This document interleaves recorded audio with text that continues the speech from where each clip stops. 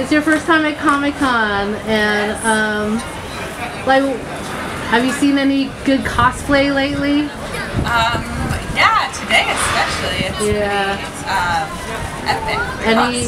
Any of your favorites? I saw Jaime from Game of Thrones, which I was pretty into. I've seen a few good Game of Thrones costumes. Cool. I'm currently binging to catch up with the world. I'm in season 4, so I'm sure, unfortunately, you probably got a little bit of spoiled, right? I've avoided all spoilers. So awesome. Okay, no spoilers for Ava. All right. First of all, let's ask these questions. Have you ever written a letter to a famous deceased person? Who, if not, who would you write to? I would write to many of the people that Laurel does in the book, I think.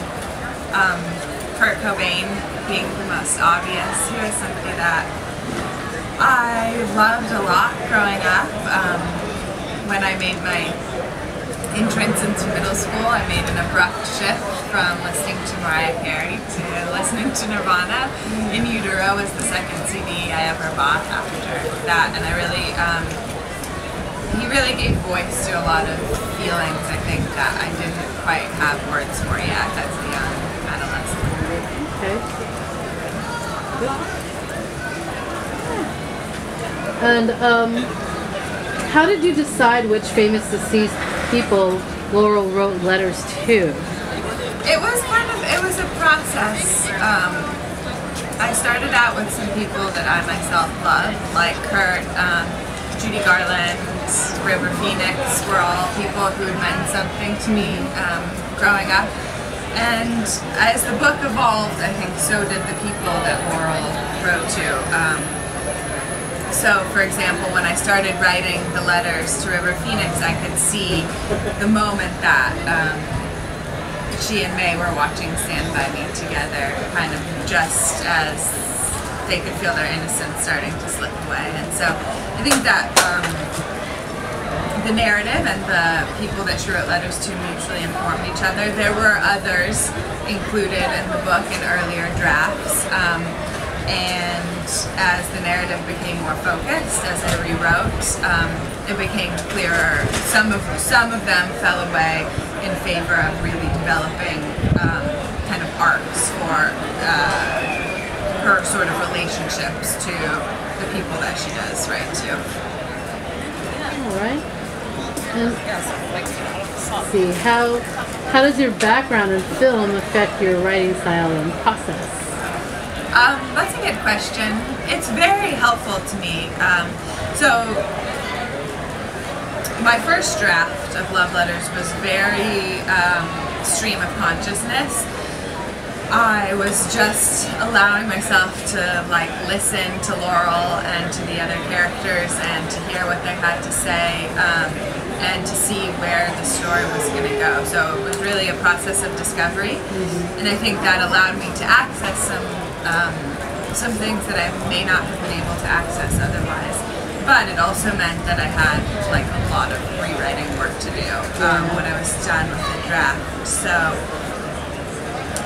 my background in film really helped me to structure it at that point.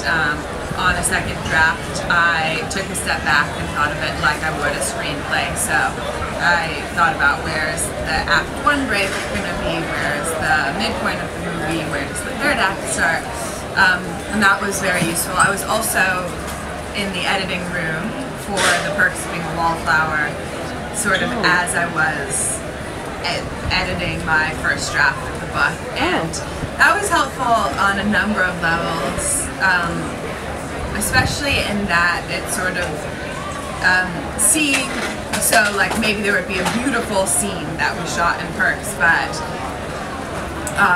it might even make you cry, but if you cry then right at the beginning of the movie, maybe you're going to be emotionally exhausted later on. So it was just seemed like that, seeing Steven, the director and writer, be able to let go of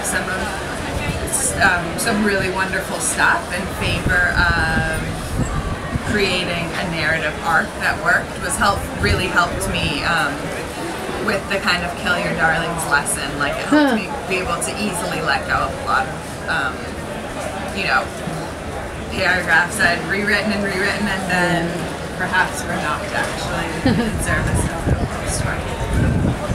And that's funny because now you're adapting love letters. Now I'm adapting, yes, now I'm adapting the book into a screenplay. And so what was the challenge, what were the challenges of that, like adapting? Or was it, you know, I mean, now that you had that experience, was it actually, I mean, I guess it was a good thing that you had that so you can...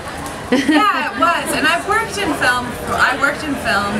That was kind of my day job for a while. So I read a lot of scripts, and I think that was the most helpful thing. Yeah. I had attempted writing screenplays before this job, but sort of much earlier on in my career. But having read so many movies and spent so much time thinking about them, I think helped prepare me for writing this screenplay. It was still a challenge many times, but it was a really fun and exciting challenge. I told myself right away I was not going to be precious. I was, you know, I figured that one of the handicaps an author adapting their own work can have is to want to include, well, this thing is so important and this thing is so important, and so I actually didn't reread the book at all while I was writing the script. Of course, I knew the book like the back of my hand. I knew all the events, but instead of thinking about how am I going to fit this into the script, I thought I started with the script and saying, what do we need here? So that was useful. Oh, okay. Yeah. Cool. And since we're at Comic-Con, if you had a chance to cosplay, who would you cosplay as? Oh, that's a good question. Who do I want to be? That's so exciting. I know there's such a plethora of characters, from books to movies to TV shows.